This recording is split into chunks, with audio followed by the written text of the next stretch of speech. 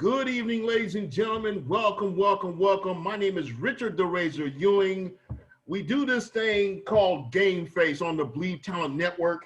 If you are trying to get information on how to beef up your fall flower season, you are on the wrong podcast. If you are trying how to figure out how to get the most out of your recycling, you are on the wrong podcast. However, if you are trying to get an in-depth analysis on Bay Area sports and an in-depth look into national sports, you just put your game face on. As I said before, I am Richard the Razor Ewing. I'm with my co-host, Mike the Shoe Shumann. Mike, what do we have? Well, an old teammate today, and I mean old. He was a superstar player at USC, All-American, won a national championship. Number one pick of the Niners back in 1981, picked 8th overall. Held out of training camp after we'd had a 2-14 season, a 6-10 year. We're all like, well, who's this guy think he is? And then when he got his contract, remember I said, we're going to start calling you Lot of Money. So ended up playing 10 years with the Niners, 4 Super Bowls, one of 5 guys to win those first 4. Jesse Sapola always also won 4, but he wasn't on the first team. Played a couple years with the Raiders, led the league in 91, Jets, Chiefs, and ended with the 49ers, 4-time champion of the Super Bowl, 10-time Pro Bowler, 3 different positions, 8-time first-team All-Pro, 2-time led the league in interceptions.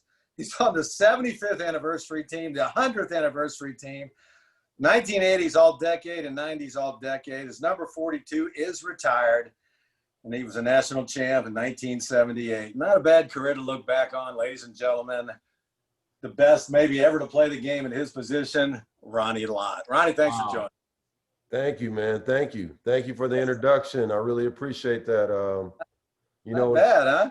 And you know this. I think one of the great things that when you look back at that moment and you look back at the moment of walking in, and clearly when you're walking in, you're not thinking all that. All you're thinking is, I got to prove that I can cover this dude. and the hard part, and Shuey knows this, the hard part in life is that there are moments where you got to find a way to get it done. And early on, it is really difficult because, you know, you're playing against men, and you're playing against men who have, you know, mastered the game and mastered their moves and mastered a lot of things. And so you're out there, you know, not only learning, but you're out there trying to compete. And I find that it was my first year, we had to grow up really fast, really quickly. But a lot of it was due to guys like Shu and Freddie Solomon and Dwight Clark and the cast of that crew. They were never willing not to work with us. They were always trying to find a way to make us better. And that piece, nobody ever talks about that. They talk about the competing aspect of it, but they never talk about he could have not made you better. Right. But he made me better. Well, you were actually part of that. We'll get into that in a minute. We can do a quick business. The wait's finally over, guys. Football's back. You might not be at the game, but you can still be on the action on Bet Online. I took the Raiders and the Cardinals last week, so I'm 2-0. From game spreads and totals to team players coast to coast. Bet Online gives you more options to wager than any place online, and there's online casinos. It never closes. So head to Bet Online AG today. Take advantage of all the great sign-up bonuses. Again, that's Bet Online AG and sign up today. Bet Online, your online sportsbook experts. All right, Ronnie, let's get right to the game. Okay, but still, Shu, killed me, man. Come on. The Cardinals and the Raiders. Okay. Dude, I played for the Cardinals and the 49ers, so it was a tough pick for me. Oh, God. Hey, man. Look, you know what? And I'm gonna say, you know, when he said it, right, I was like, but when you said you played for him, I get it. You got the Jets this week, Ronnie. Yeah. Yeah. Hey, man. Well, we knew those first games without off-season, OTAs, no preseason game was going to be kind of like a preseason game. And but I still had my issues. It was also a preseason game. Looks like we lost Robert Saleh, the defensive coordinator, had a head coaching job last year. And he had two things to do: keep Kyler Murray in the pocket, and that's tough to do, and try to shut down DeAndre Hopkins. He did neither. 14 catches, 151 yards. And what I was upset about, and you and I talked about this, Ronnie, was that pass rush, no adjustments at halftime. It seems to me like, wait a minute. And Murray was just running wild. So let's start on the defensive side of the ball. What were your thoughts? Yeah, it's interesting because when you think about closing out games, right? And when you close out a game, somebody has to find a way to make a play. And so the hard part in life is you come into these situations realizing that there are certain things that you want to accomplish. You want to be able not to have a run that's, 20 plus. Right. You want to be able not to have a pass 20 plus. And so that's the toughest part of the game. And for me, watching the game, I'm sitting there thinking that they had the game under control. And then there was a moment where you're sitting there going, okay, it got away from them. And the hard part for me is that when it gets away from you, why? And it's usually due to the discipline of how you play. And so that means you got to make tackles. That means you got to be able to do certain things in certain situations. That means you got to control the line of scrimmage. That means that somebody's got to come up with a turnover. That means that somebody's got to do something, and it usually has to have that happen in the fourth quarter. So when I look at the game, yes, it was a tough loss, but it was a game that I thought that the Niners should have won. Right. Right. It was, to me, to you, Ron, I agree 200%. I think it was a game that they still could have got. In other words, they were in the fourth quarter. They had marched down the field, and they were at what, most football players, I played myself, and you get to a certain point in the game when you realize, okay, you know what? This is what they call, the I guess you could say the excitement scene, where you make a play, it's either going to make or break the game. That's it. And I think if they were at that point when Garoppolo gets ready to make this pass, and if he makes that pass as sharp as he should, game's over. They're going to be up 27-24, and we can forget about, whatever scare we were going to get from Arizona. But it just looked like at some point, you watch Garoppolo through the game, you kind of felt like, okay, it just seemed like he just wasn't as confident. Did that something that you saw? No. For me, one of the things that I was watching is that people present things to the quarterback, and the coaching staff present things to the quarterback. And what I mean by that is that you're presented options and plays and opportunities to do certain things. Okay. And so, when you look at the touchdown pass that they executed early in the game, was that Garoppolo? Was that Jimmy G? I can't say Garoppolo, but it was that Jimmy G? Was that his execution, or was that the opportunity? And the opportunity was he executed the play. And he executed the play, and the linebacker, who hasn't been covering anybody, who had never covered anybody yet in the pros.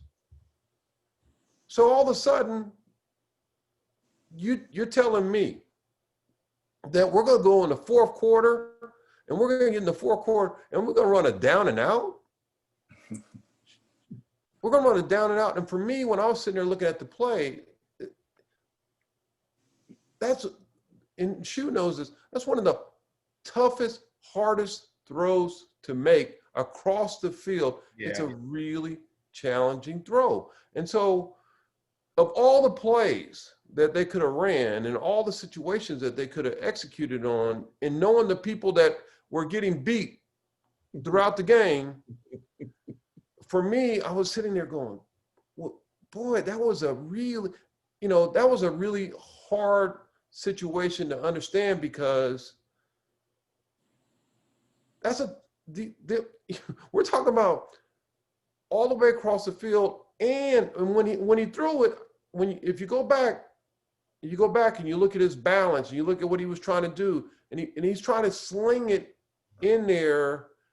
And my point to you, that's a tough throw.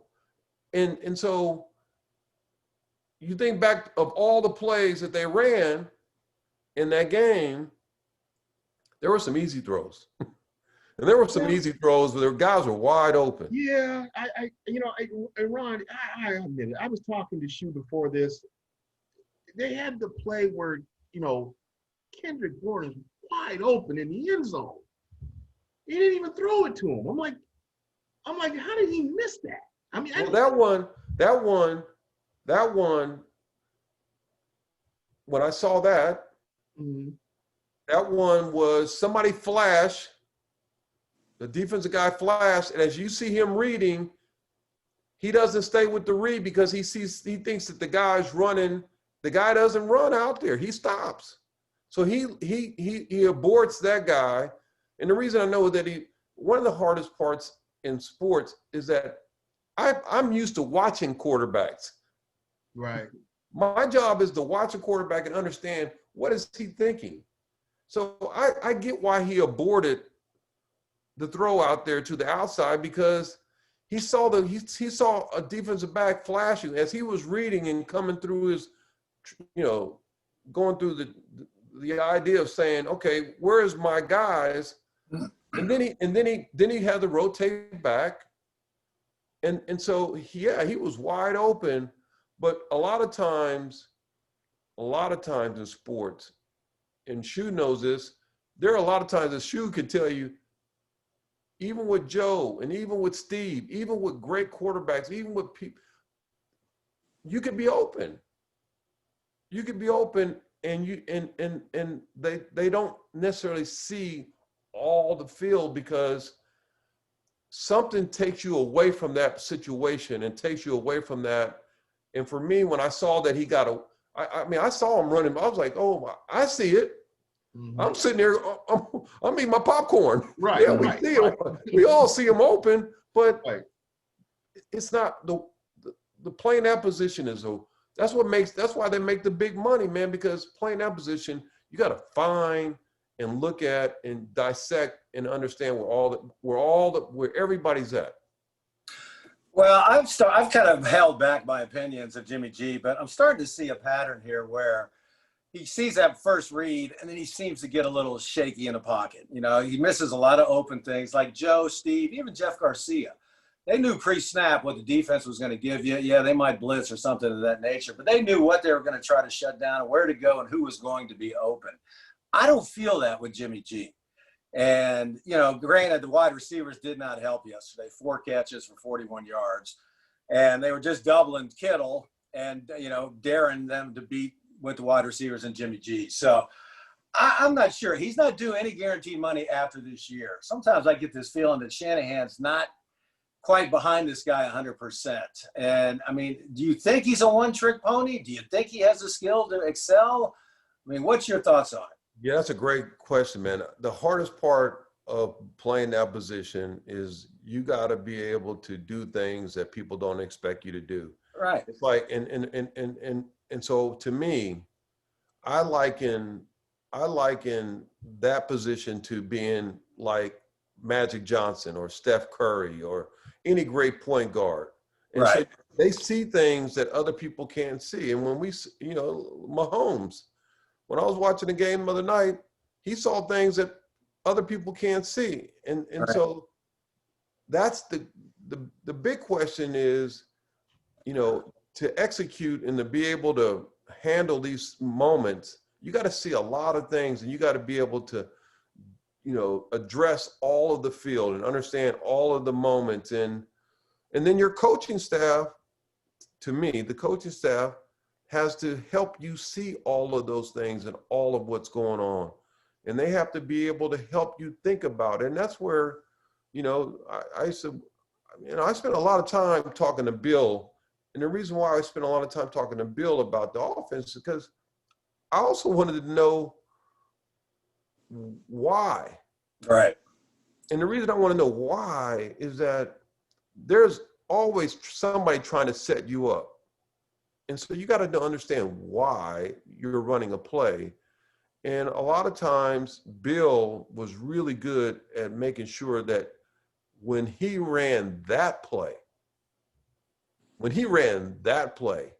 he's going to run the play that he knows that he can actually execute and make it happen. And that's the hardest part of playing the game of football, having somebody that can execute on all the situations and then improvise in the situations where you get a little erratic or something goes on. And to me, that was the interesting thing about the game yesterday was in the erratic moments, did he and could he do the things that he was able to do to win the game? And I thought that he did some things that allowed them to win the game. And I thought he did enough to allow them to win the game. For me, I was a little disappointed because I thought the defense, as well as they played, I thought the defense in certain situations had them. And and when you give up a big play, it's just hard. It's hard. It's tough. And that's why this game is that's why the moving quarterback has changed. It's changed the game. Right. Why it's changed the game. It's like Steph Curry has changed the game because he can come across the line and let it go. And when you got a guy that's a running back that has speed and quickness and elusiveness, it changes the game. And so that was the part that I didn't expect. I didn't expect for him to have a run of that size. I just didn't expect it for a run where he would run, and score. That kind of, for all the speed that they have and the quickness in the speed of this team, that was a little. That was the only thing I worried about. They're going to go on and they're going to do really well. They're going to, they'll win the next two. I think they'll win the next two games. But that situation, if I was a defense coordinator, that was the only thing that really bothered me in that game. All right, real quick, you mentioned Bill Walsh. Bill would never give up points. So they had that 4th and 6 inches down the goal line, didn't score. That field goal would have enabled them in that final drive to kick a field goal and win. And why doesn't Mostert get up in the air? Thank you. And number 2, remember when somebody would say, Richard Sherman's the best cornerback in the league. Bill would throw at him the first 10 plays of the game to make me prove it. And then I'm hearing that Saleh is running this kind of 3-deep zone because of Sherman. He's really too old to run with these young guys and probably should have moved to safety. And people say, why didn't they put him on DeAndre? He couldn't have run with him. So, on defense, that pass rush makes it a lot easier for the secondary. And I think Kinlaw did a pretty good job, yesterday replacing DeForest Buckner. But without that pass rush, that secondary gets exposed. Yeah, when a guy gets 14 on you and he catches that many on you, there was something that you gotta try to find a way to adjust. And the reason why you want to try to find a way to adjust is that you want to get them out of that rhythm. This sports is about getting people to do things that they don't want to do. And especially football. And so for me, watching the game yesterday, they allowed you know, Hopkins to be Hopkins, and I didn't think that they would allow him to be Hopkins. On the other hand, you know, Kittle wasn't able to be Kittle, not just because he was injured, but he was not able to be Kittle because, man, they were trying to, you know, double him, and they were doing a lot of things. They're going to do that the rest of the year against him. And I think everybody's going to probably most likely do that. That means that somebody else is open. Yes, exactly. Ronnie, I tell you something. Not only should the offense be thinking that, but at some point, I think Shanahan has got to put a bug in Jimmy G's ear and say, okay, look, you know, the great quarterbacks or the quarterbacks that are considered the premier quarterbacks in the league, okay, what makes them that is what you had talked about. And that is that in situations, we all know that they have the game plan. We all know that they scripted it. They know what they're going to do the moment they get on the field. But the reality is that what you had talked about is that the object of the game is to make you do something that you don't want to do. So when that happens, what makes the premier quarterbacks is when that happens, they're able to adjust their game or adjust what's going on and say, you know what, this is happening. That changed what we're doing. Now I got to make adjustments to make sure this works because we're only going to get a couple of chances to make it work. So, and that's something I just haven't seen Jimmy G do yet. I have not seen him, you know, in the heat of a moment when he's not comfortable to be able to adjust and make a play where the offense steps back and says, you know what, that was just Jimmy G being Jimmy G, and that was at a time we needed him to do that because what was thrown at us, we weren't ready for. Yeah, again, I think one of the great things about playing point guard is are you capable of making adjustments and understanding that when somebody takes something from you, where else to go? And I think that, you know, again, watching the game yesterday and how they played that game, they clearly, to me, executed and ran plays that they needed to run that got guys open. I'm talking about wide open. So I thought Jimmy did a really good job of being able to execute and run and do the things that he needed to do. The hard part is when you got to make that the one play at the end, and the one play at the end to me, you know, very seldom do you get a guy like Joe that has that touch that can float it up and find a way to land it where it needed to be land.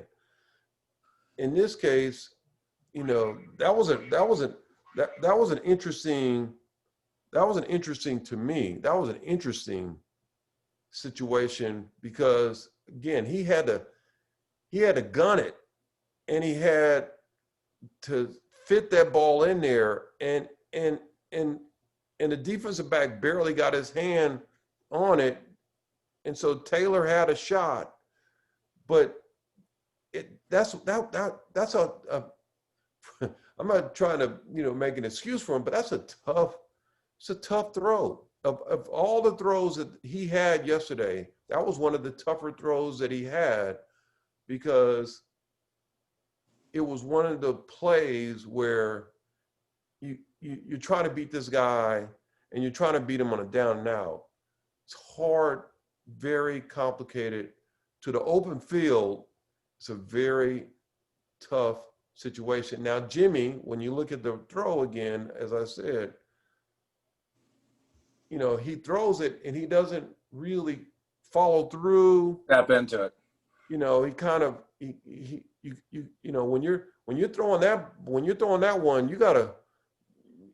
It's like you gotta be Robin Hood. You gotta throw it and you gotta finish and you gotta go all the way through because right. you can't miss on that throw. But that had to be the perfect throw, and even if it was a perfect throw, it still was a challenging opportunity because the defensive back had a good angle on it. And so.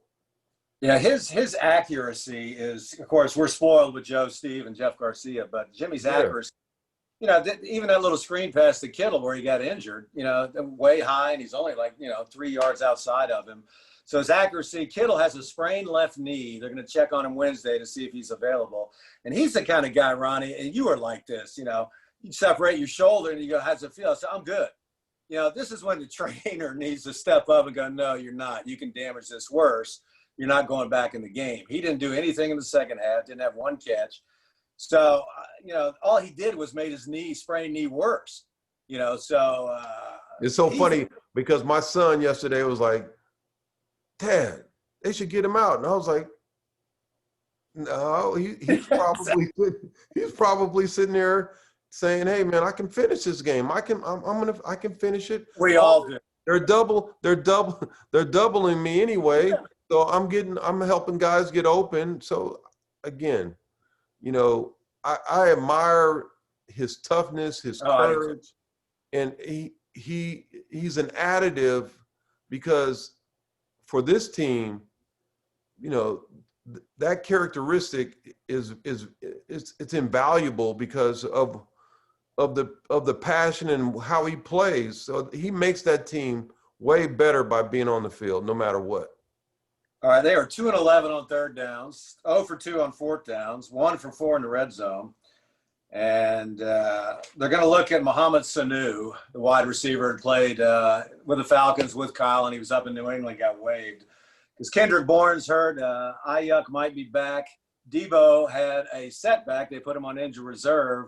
They talked about it today, saying that he might have done something. So if you got a foot injury and you're a wide receiver, you're going to miss half the season.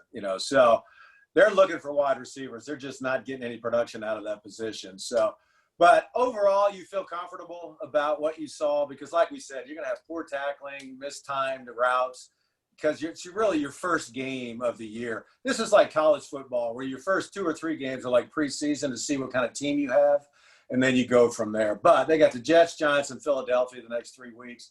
They're going to stay on the East Coast for 2 weeks to take on the Jets and Giants. So they can recover from this, but what's your overall feelings on the game itself? Yeah, to me, the Philly game is going to be the game where we start to see the real 49ers. Right. They'll win these next 2 games. They should win them because they'll out-execute them. They'll out-play them. So they'll win these games. Kittle might not play. But what I do like about what I saw yesterday is that they are not too far from what we saw from last year. Meaning they still have the greatness to be able to run the table. They still have the greatness to be able to go out and dominate. And the other thing that I was kind of like, man, they can run the rock. Yeah. And they can run the rock. And when you can run the rock, yeah, what are you doing? I'm like, man, just give me a little bit more because running the rock imposes your will. And it also, the other thing, when you got a guy like Trent, trucking people like I saw yesterday, so to keep that guy off the field, to keep him off the field, the quarterback Murray. So, so they could have run the ball a little bit more to kind of keep that guy, sitting on the sideline because they can run the football, man. And the way that Kyle and his offense and what they do and how they set up defenses and how they set up schemes to really get the defense going the wrong way. I laugh because when I'm watching the game, I'm laughing because I can't figure it out. And the reason I'm laughing is that, man, that's they're that good at getting you to think one way and going another way and getting you to, see something and you're not even really seeing it. And so they do an excellent job of ghosting. Yeah, that's true. Situations. Now, Kyle's as good as anybody at that. Yes. All right, last week my co-host asked Freddie Bolitnikoff a question, and Freddie was he didn't even think twice about it. He just went right to it, and I'm going to have Richard ask you the same question. So the question was this, and Ronnie, like I said, I played a few years. I didn't get nowhere near what you've done. Okay, I will never be able to do that. But I did play some JC ball, and we had these years where there was always that one guy, that just he as soon as you got ready to get on the field, you knew, okay, look, this guy is going to be, okay, he's just going to be a thorn in my side the entire game because I already know what he's capable of. I know what he's going to do, and no matter how much I knew what he was going to do, it was just hard to get around him. So what was that guy for you? Who was the one that just every time you got on the field, you knew this guy was just going to be, a hassle to deal with? Well, let me share this with you. And the reason I'm going to share it with you is that the first time I talked to John Madden about this guy, and when I was talking to him, he goes, Ronnie, you won't believe it, but the first time I saw this guy, I had to go over and I had to go look at him. And I went outside the locker room and I ran on the field and I said, man, let me go look at this dude, because I realized that this dude is, big. And when I got up to him, Ronnie, he goes, his thighs and his legs, they were huge. And I said, yeah, that dude, he's angry too. And I said, man, not only is he angry, but he tries to hurt people. And so Earl Campbell. Oh man. Now you okay? So soon as I said it, you guys, hey, look, that's what. Look, trust me, and I go, oh, too. And the reason I say, oh, is because, some people, and look, I remember meeting Jim Brown when I met Jim Brown, at a party one night at his house, and I was a junior, and I remember seeing Jim Brown. He was 50, and he walked over to me and said, "Man, get off my grass, man." I said, "Hey, Mr. Brown," I jumped off the grass, and I said, and because when you see Jim Brown, it's like seeing Earl. Yeah. These guys, man, and Jim was just cut, and Earl is just cut, and then they have that, disposition that and the disposition is like, man, they're like Ali, man. They're in it to win it. They're in it to win it. And so, yeah, I've always felt like those kind of guys, they had an essence, and that the only way you could stop them, the only way you could match it, is you better bring some essence. Yeah. There you go. You better bring, and maybe a couple of bricks too. Yeah, really. All right, you and your former roommate, Marcus Allen, have an event coming up, and Charles Haley, a virtual wine tasting. How can people get involved? Yeah, man, first of all, you can go to kendalljackson.com and sign up there. And when you think of your friends and sitting there and chatting and telling stories about moments that nobody really understands, which you and I have had moments where we're out there competing, and there's always a story that you would share with people. Yeah, I got him. I beat him. Yeah. And so those stories are going to be told along with the fact that, hey man, this is for a great cause. All Stars Helping Kids is a charity I started many years ago, and Marcus and Charles, their respective charities and what they do, so we get to talk about the game and talk about some stories that nobody's ever really talked about.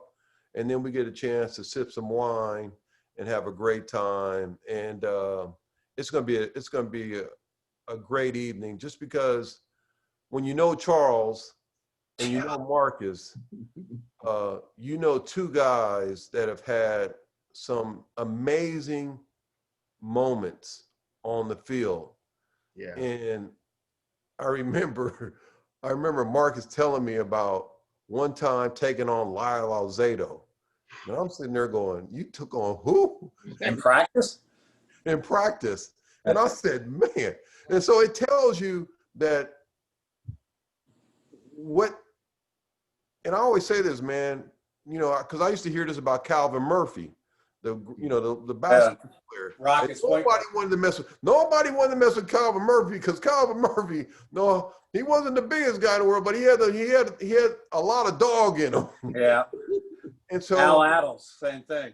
Same thing. So to me, that's what this is going to be about, talking about those kind of moments on the field, sharing stories about people and the things that they did, as I just told you about Earl Campbell. So right. It should be a fun night, man. It should be. That's the 23rd, right, this month? Yes, it is. Yes. 23rd. So KendallJackson.com? Yeah, you can go to KendallJackson.com and you can sign up right now and reserve your seat. And it's going to be a lot of fun. And by the way, you might want to grab a bottle of that Chardonnay too from Kendall Jackson.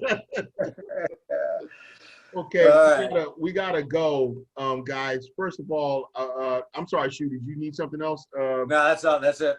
Okay. First of all, I want to thank the one and only, the great Ronnie, little Hammer Lott. I still call you the Hammer because the way you see it, guys. I will never forget the hit you and Sweetness on the field when you guys collided. I will never forget that as long as I live. Me either. Yeah, but I tell you something. I tell you something. It was great having you on. Feel free to come back. We would love to have you back on, Ronnie. This is GameFace on the Bleav Talent Network. We had the great Ronnie Lott in with us. And as always, we bring a premiere show. Once again, today we had 2 Super Bowl champions, both San Francisco 49ers. And you can only see this on GameFace. Tune in next week. GameFace on the Bleav Talent Network. I'm Richard the Razor Ewing. He is Mike the Shoe Shumann. Have a good evening.